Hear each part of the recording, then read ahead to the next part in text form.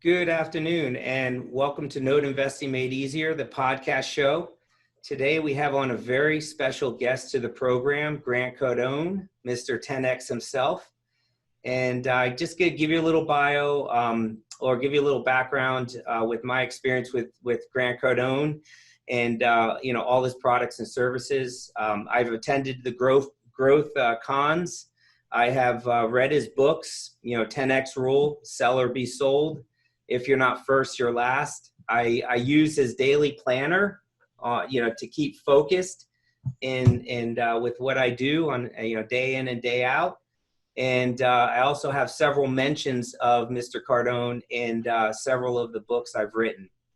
So, it's just a great honor to have him on. He's one of the, top 5 people that I have on my bucket list to meet. And so this is a real honor to have you on. Welcome to the program, Mr. Grant Cardone. Yeah, Martin, thank you so much for having me. I appreciate it and learning more about what you're doing in your space. Absolutely. That's what we're going to get into today. Just to welcome you to Note Investing Made Easier. It is the largest Facebook group on the subject of note investing. And just to give you an idea of what our community does, we buy distressed mortgage notes across the country at discounts, and we work with the borrowers to create payment plans that they can afford while making profits for us and our investors. So that's really where it is. Just to give you an example, if you have a $100,000 mortgage note and the borrower hasn't made a payment in a few years, we will work with that borrower to create a loan modification for them, whereby they can start paying on their $100,000 obligation, whereby, we've bought that at a discount. So that's kind of what we do to create forced appreciation in our space. Our company's built on 3 pillars. That is being a large buyer of this distressed mortgage debt across the country. We also run a training academy whereby we help people learn how to buy and profit from this distressed paper, as well as co-managing a $50 million income fund whereby we place these reperforming assets. So to kind of get right into it, given COVID, and I've heard you speak on kind of the effects of COVID, you've mentioned that you're going to gear up to make a run in the distressed asset space. Do you have an action plan by which you're going to do that? Yeah, so, we, throughout the whole process, we know sellers that hold assets that we are interested in, the asset quality, the class and location. There's my space is a little different from yours because we're not looking at the debt on the deal. I'm dealing with whales that they in many cases, they're the debt and the equity. I'm buying product from Blackstone that's got $185 billion in cash sitting on sidelines right now. Mm-hmm. Now, that doesn't mean they won't have assets that will feel some distress from COVID, whether it's, distress can be explained to whoever's experiencing distress in different ways. So a big group their issue might be, we want to sell our fund is up.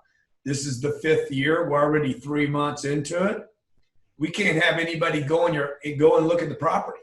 Like, it's 550 units. They have maybe 10% vacant, 53 units.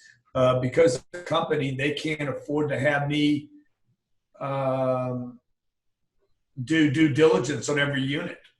So that puts some distress on that asset because the other institutions are required by their bylaws to walk every unit. I'm not required to walk every unit. I can take some risks that a public company won't take, which would provide me with a discount. Or it could be as simple as, there was 8 buyers for this asset. Typically the stuff that I'm buying $140 million deals. JP Morgan, Morgan Stanley, Fidelity, Allstate, State Farm. This could be the equity and or the debt on a deal.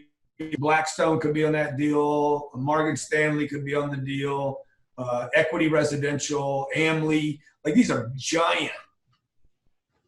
Now they come to the beach for the baby seal, and the next thing you know, their bylaws say, "Hey, you can't beach right now." Okay, because for whatever reason, their big board that is very conservative now has gone from to $1 trillion to no. Let's be conservative right now and let the clouds back to the marketplace. So sometimes it's just moments that Martin, that allow us to go in. You know, all the we're strictly in apartments, and I was hearing some apartment owners are at 84% occupied, collected at 70%. We're at 93% occupied, 98% collected across 8,000 units. That's amazing. And in our space, we look at percentage collected of on our reperforming loans. So that's a very big number to us. And 92% is our target. We don't like to go below that. And we've been trending at around the 92%, even given COVID. So which is very interesting, but it also speaks to the quality of the agreements we've struck with the borrowers. Yeah. So if you sense that there's going to be an increase in supply, how do you balance that with an increase in an effort for capital raise? So it's interesting because, you know, for every action, there clearly is a reaction, and some of those reactions are not they're not accurate, and they're overreactions. You know, people, when you say the word real estate, people think it's one big real estate's real estate. Retail shopping centers are going to get hammered, so they assume apartments will get beat up. Some people think that office is going to get beat up. I don't think it's going to get beat up. Office is probably going to benefit from this, not have a negative response. That's yet to be determined. But like let's say the retail centers, okay? I think that there's opportunity right now for centers for a guy like me to actually enter those spaces that understands occupancy, cash flow, and how to add value to that asset class. So you're dealing just with the money with that's backed by some asset, right? But like you said before we came on, it's really about you picking a lender that can perform. So are you speaking in terms of conversion when you talk about retail space? So if you can pick that up at a deep discount, you know, given the oversupply, do you think in terms of how can I convert those retail spaces to schools, to places that are like industrial park type businesses can operate out of and get more retail exposure now? Or you know, how can I wait for it to become another some other retail spot? Like, people are not going to, all retail will not go away. Now, America has, like, I think we have 10 times per capita more retail than any other country on the planet. We have a lot of retail. We have way too much retail. We have too many restaurants, you know, restaurants that aren't doing well. If you weren't doing well before COVID, you're probably not doing very well right now. That's in general, right? That's kind of in general with business owners. Yeah, but like when, you know, see, again, this conversation becomes very generalized. But if I look at retail in Miami, I mean, there's no way Miami's going away. It's just Miami Beach, man. I mean, you know, it's not Orlando, it's not Tampa. If you look at America, there's not very many places to actually go vacation in America. Yeah. Where are you going to go? Oh, you're going to go to California. Well, you're not going to go to the beach. It's cold. So where do you go? You go to the Gulf. Great place to be investing right now. The Gulf Coast of Florida.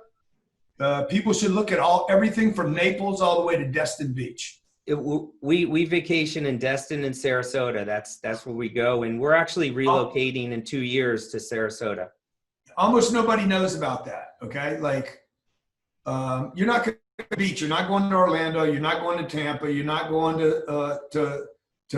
you might go up in the Virginias, but it's cold up there. Like, people are going to down here. And my point about retail is there's parts of the country that are going to die. There's parts of the United States of America that will die. That they are never going to have the kind of prosperity they had. Flint, Michigan will never come back.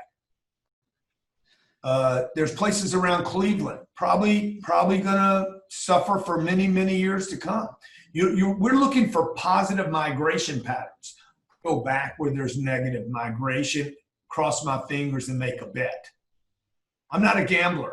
Okay, I buy real estate where I'm like, okay, if I can buy a retail center on Collins Boulevard in Miami, and it's 50% occupied, it lost a bunch of tenants. It lost a restaurant, it lost a bar, maybe it lost a CVS, whatever. I'm just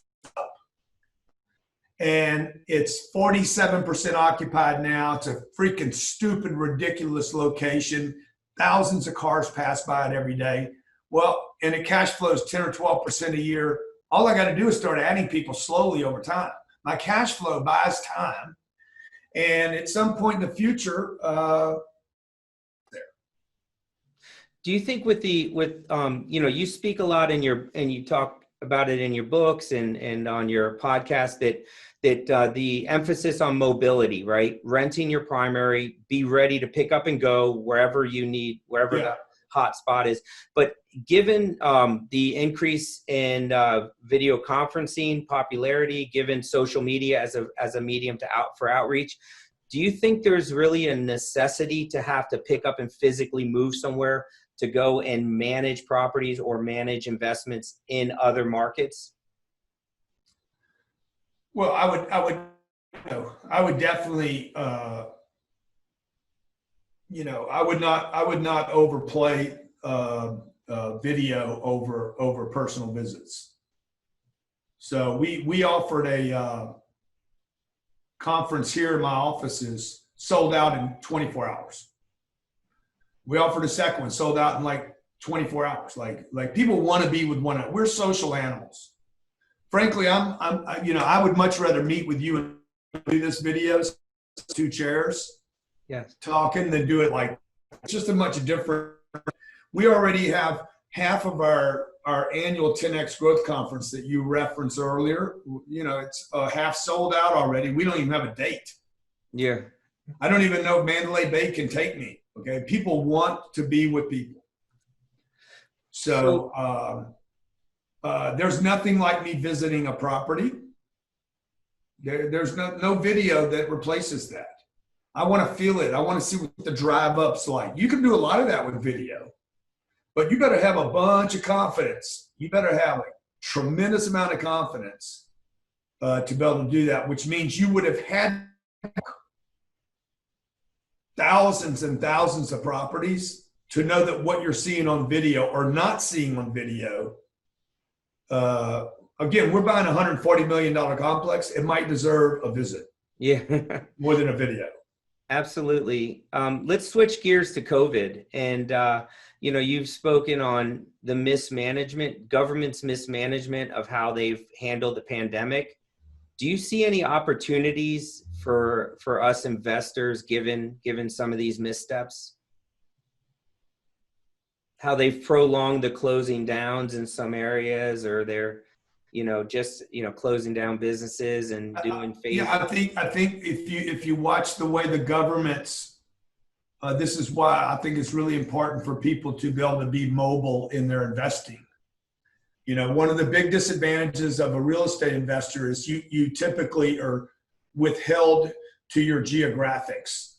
And again, if you want to get in real estate, you have to be willing to move to other parts of the country. Sooner or later, your portfolio will do. And I had an uncle that all he did was buy in his little town. And he ended up with, 80 little single family homes. He passed them on to his son. And now they're stuck with the 80 Section 8 homes. He did something, that's awesome and everything, but he could have done something so much bigger if he wasn't confined to his local environment. And the point of that is, when I on TV, the way people have handled this, I know where I don't want to go. Yeah. So there's markets that I will not go because of the way the local government responded to. But you probably weren't there anyway. Yeah, because those people have left clues beforehand, And so, but we were in California. I was in California for 25 years. I started investing in California. Now I'm not there anymore. I won't go there. I won't go there for me, and I won't go there because of my investors. Because California is a predator state, and they like our fund. We distributed $6.3 million in June to our investors. One of our investors who lives in California called me and said, I can't thank you enough for not being in California because I forget what there's a particular California that if I have property there, they would have taxed her cash flow differently. Let me see if I can find it. She says, yeah, Grant, I'm sorry to hang this up. No, not at all. Yeah, let me see. Hi, Grant. With all the devastation that affects, people are going to be losing jobs or at least earning less. Are you worried about your tenants not being able to afford the rents? And I wrote her back and just said, hey, we're at $1,400 a month rents. I mean, this is something, the unemployment pay the rent at $1,400. The $600 bonus changed everything. And then she says, she's asking how I'm doing personally, blah, blah, blah. So the extra- hey, Grant, I want to let you know my $10 I have invested with you reduced my taxes by $2.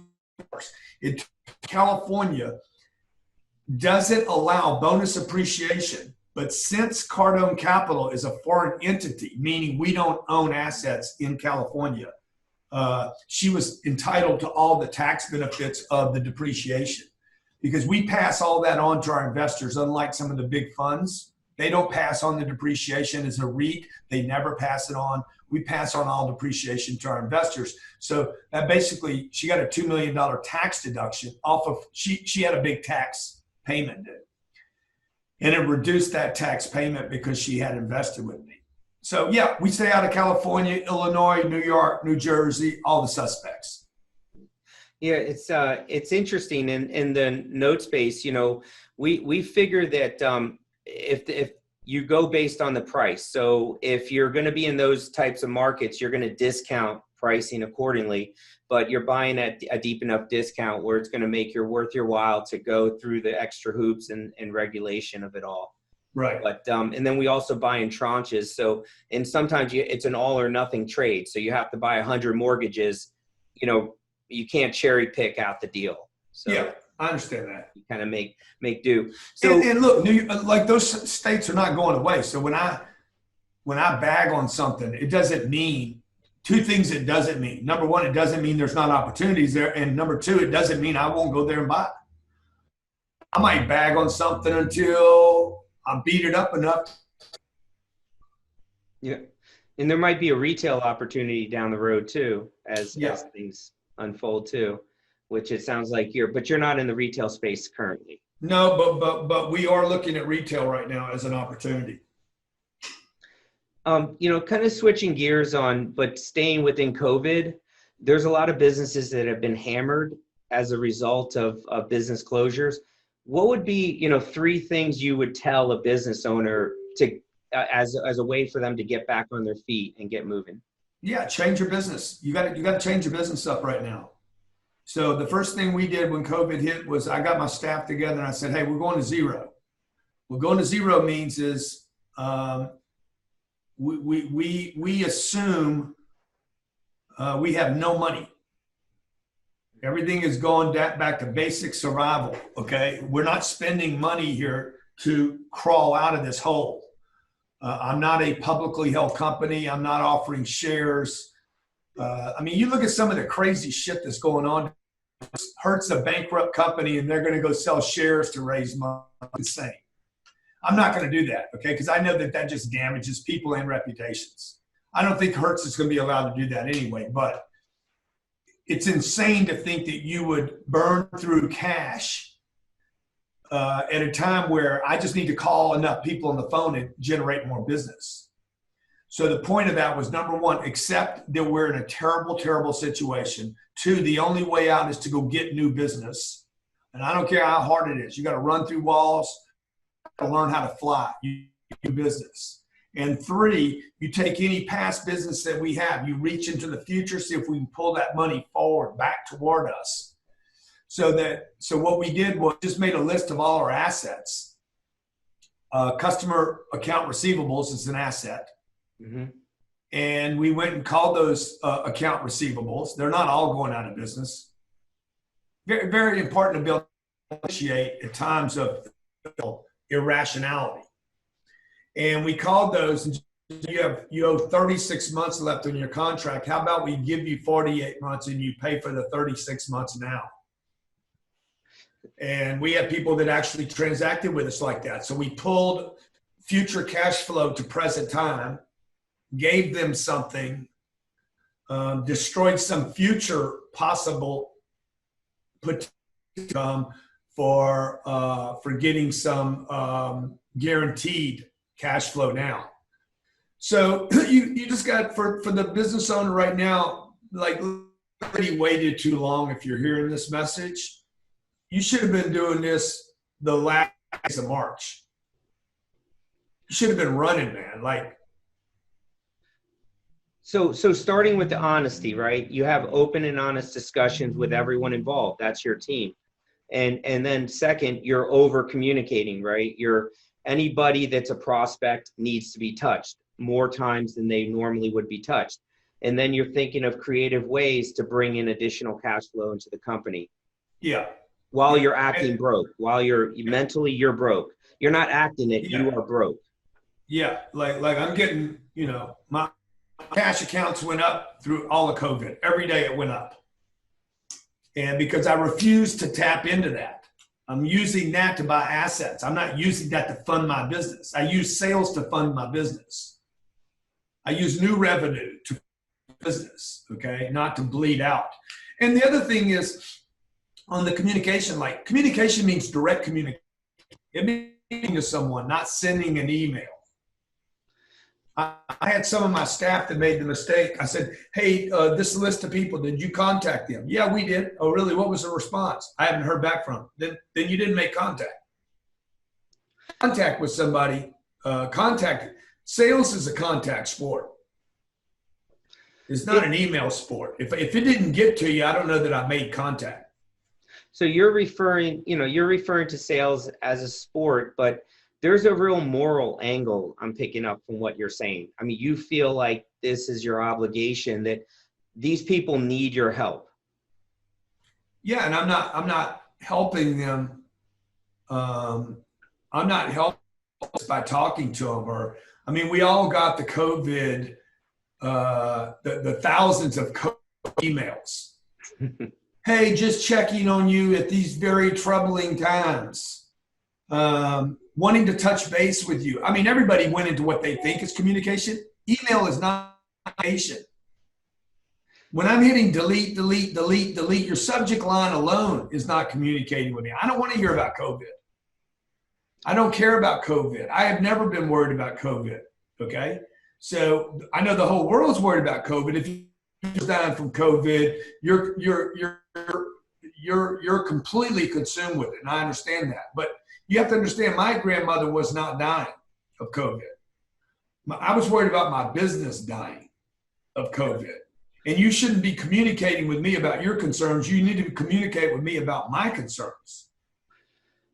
One of the things that we do, because we have a team of asset managers in our company, and we have constant contacts with borrowers, and we're working out arrangements and payment plans with them, is we view it very much as an obligation to help these individuals. So oftentimes these guys haven't, guys and gals they haven't paid in years, and every day the per diem interest arrears clock ticks. and they're getting deeper and deeper in holes. And so we feel like, it's our obligation to have those upfront conversations with bars and give the harsh reality, if you will, but then work on solutions to help them, get through it. Right. But it sounds like, same thing you're looking at when you're talking to prospects and making a sale.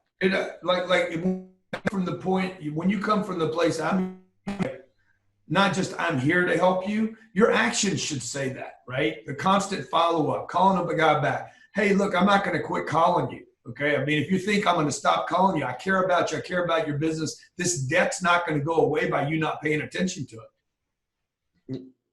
So this is why our occupancy, when the nation was at 84% collections, we were at 95 and 96. Yeah. Communication. And so to that point, I mean, you did get some bad publicity out there, and tell me about like how you take that, like when you hear the haters and you hear the negativity, how do you process that? Well, I don't know that I got any bad publicity. All I know is I got publicity. Okay. So you can get people talking about me for free. That seems like the best kind of publicity I can get.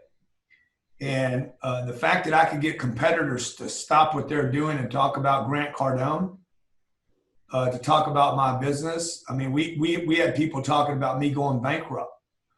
Yeah. One minute we're closing a fund for $1.7 billion. And 6 days later, people are like, he's going bankrupt. Okay. That's pretty fast turnaround right there. So you're either foolish or you're distracted, one of the two, or both. So, it's interesting because, you put yourself out there, right? You, as someone who's just giving content day in, day out, someone that's helping, and you don't need to do that. You don't need to be doing that, but yet you feel you need to do that.